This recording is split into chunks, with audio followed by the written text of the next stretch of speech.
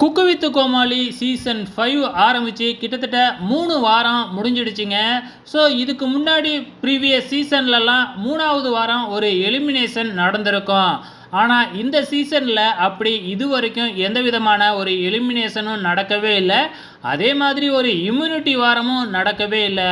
தொடர்ந்து 3 வாரமும் வந்து பார்த்தீங்கன்னா வெறும் செஃப் ஆஃப் த வீக் அப்படின்னு மட்டும்தான் வச்சுருக்கிறாங்க. அது மட்டும் இல்லை, டேஞ்சர் ஜோன் அப்படின்னு சொல்லி ஒன்று அறிமுகப்படுத்தியிருக்கிறாங்க.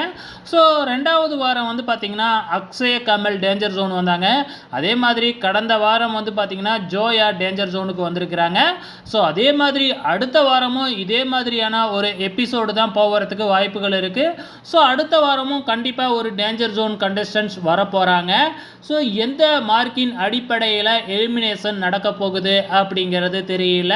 ஸோ அப்படி ஒரு எலிமினேஷன் அப்படின்னு வந்ததுன்னா அந்த டேஞ்சர் ஜோனில் இருக்கிறவங்களுக்கெல்லாம் வந்து பார்த்திங்கன்னா ஏதாச்சும் ஒரு டாஸ்க் மாதிரி கொடுத்து அதிலிருந்து ஒருத்தவங்களை எவிக்ஷன் பண்ணுவாங்க. ஸோ அது கடந்த வாரமும் நடக்கலை. ஸோ இந்த வாரம் நடக்குமா என்ன அப்படிங்கிறது தெரியல. வெயிட் பண்ணி பார்க்கலாம்.